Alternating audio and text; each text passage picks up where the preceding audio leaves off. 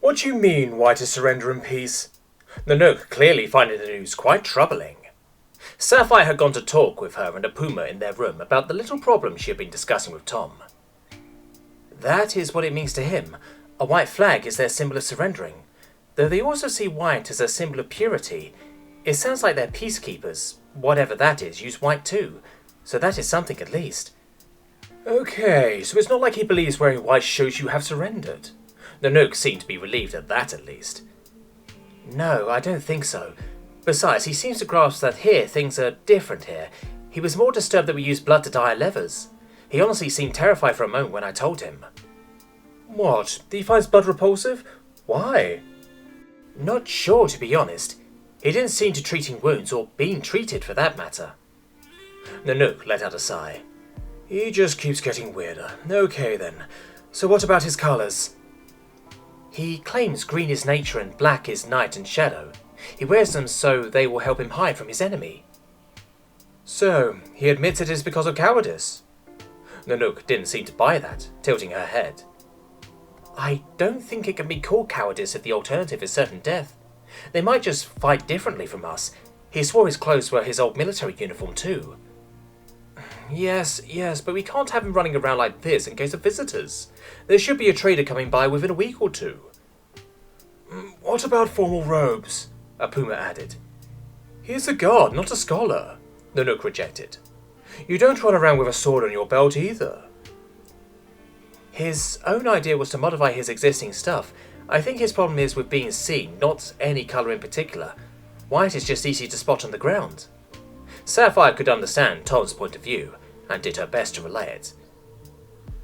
Can't we just drape some proper clothes over him?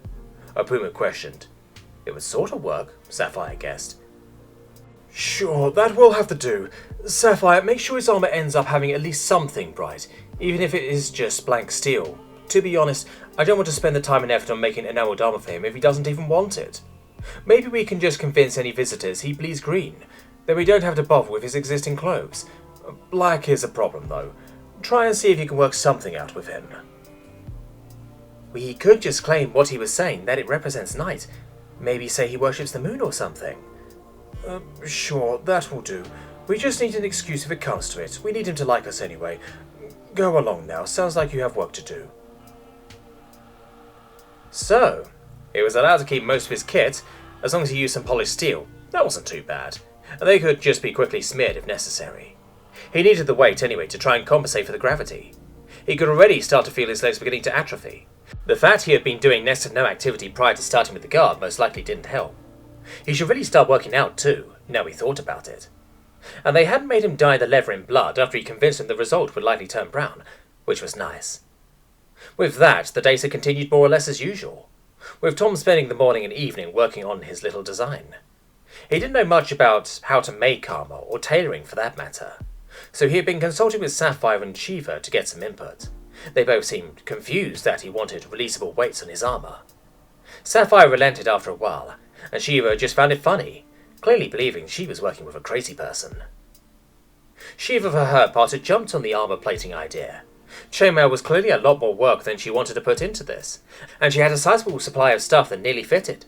So both his arms would be covered from wrist to shoulder by individual plates with padded backing and fastened on with leather straps, leaving out anything on his chest and modifying the pauldrons to prevent interfering with shouldering his rifle. He would be making use of his vest at the same time to help with carrying stuff. He had gotten greaves earlier, and along with oversized metal knee pads and steel tipping of his boots that would constitute leg armour. This seemed to satisfy the whole purity thing, at least for now. Though Sapphire had threatened to get him a white tabard and some white leather to make belts and the like. Anyway, those could be swapped out for actual battle without much effort, and they didn't seem to have any at the moment. After he had presented his final design to Nanook, she seemed pleased enough, and had approved it.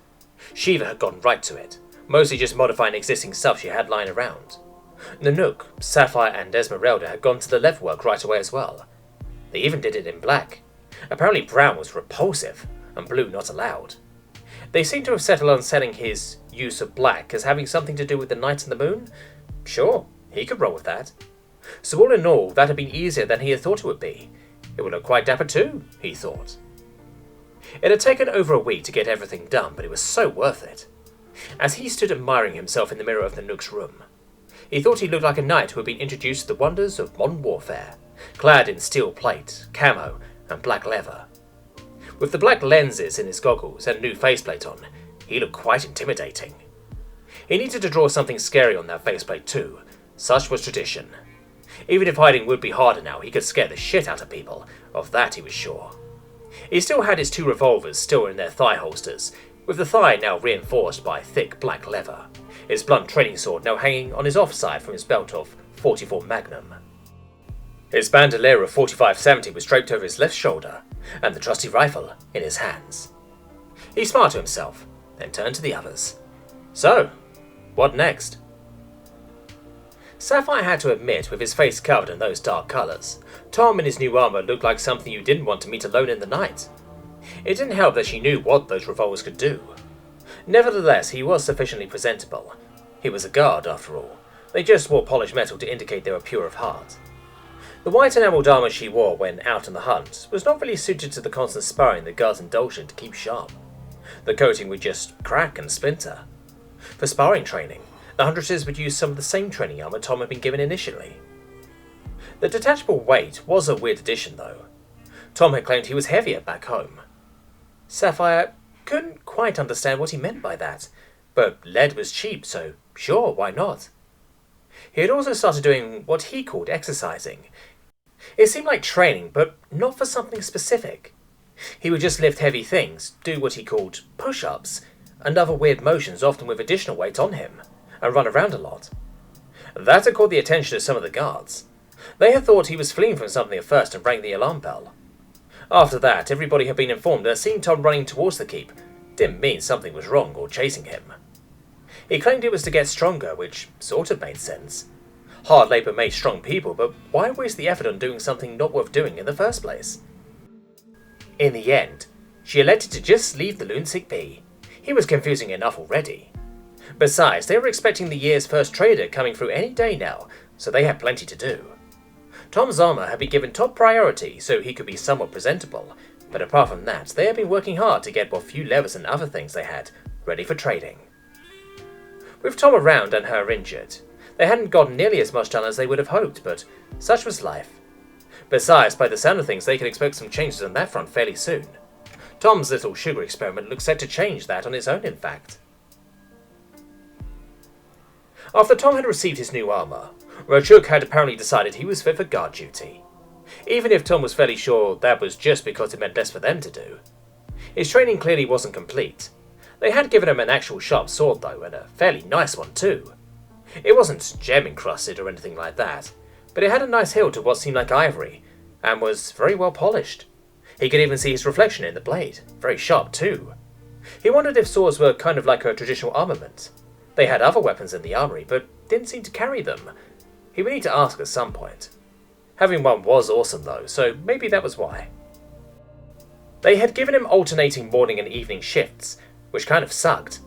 At least he had been spared from night duty on account of his ongoing classes. Still, it was a lot of time wasted just staring out into the nothingness. They had warned him a trader was apparently due to arrive any day now. He didn't really know what to expect from that. Sapphire had then gone into how he should behave around it/them. He wasn't entirely sure. Apparently, Tom was a traveller from a distant land, who had come here to honour an ancient debt by Lord Joachim, hence why he was so weird and dressed strangely. Tom got to pick the name much to his amusement. He worshipped nature and the moon rather than any gods, and wore appropriate colours for that worship. When he had asked what the trader looked like, she had just beaten her wings a bit and made a gesture indicating something large, so he guessed a massive flying creature of some kind. That would make sense if they were trading between islands, and they certainly didn't have any roads leading out of the keep. The prospect of seeing whatever that thing was exciting at least, even if it wasn't much comfort as he was sitting on top of one of the towers late one evening. It was pouring rain and the wind was howling. He had got a nice thick pelt to help keep warm. The sun was about to set, and with the thick cloud cover and rain, it was almost dark out. The wind was picking up and it was starting to get uncomfortable. It looked like it was going to be a very stormy night. He had donned his old Russian night vision goggles just in case, even if he wouldn't turn them on unless necessary. As he sat contemplating just how miserable this was, He heard a gut-wrenching roaring screech out in the dark. He quickly sprang to his feet, looking out into the semi-darkness. What the fuck was that? He exclaimed to himself. He had been told to wave a torch or something about if the trader came when it was getting dark. Was that the trader he had heard? Why would they be out in such weather? Did they just not care? He elected to start ringing the bell, hoping somebody who knew what on earth... Wait, what was this place called? Screw it, Tom thought. Somebody better get up here and tell him what was going on and what he was supposed to do about it. As he rang, a lightning strike hit something out near the horizon, and he swore he saw the silhouette of something truly massive, at least if he had estimated range correctly. His heart sank a little. It fits the description, but Jesus fuck, he didn't want to be wrong. Luckily, it didn't take long before Jackalope stuck her head up the trapdoor. What is it? She seemed winded, likely having run up the stairs. Big fly thing. Roar. Don't know. I heard the roar. What is it? She seemed a bit confused, which probably wasn't a good sign if she hadn't recognized the roar. Don't know. He really didn't know what the heck he was supposed to do, so he was relieved when she climbed up to join him looking out, even if she clearly couldn't see any more than he could. Then the roar sounded again. Tom squinted. That sounded familiar, he thought. Help! Jackalope went. Oh shit. That was what it was. Tom hadn't recognized the sound. It was fucking draconic. But it was so far away the sound was all distorted. Or maybe the creature was just speaking differently. No matter. It was apparently a friend, and in need of help. That was better than a flying death monster coming to kill them all. Help how? He half shouted through the howling wind at Jackalope.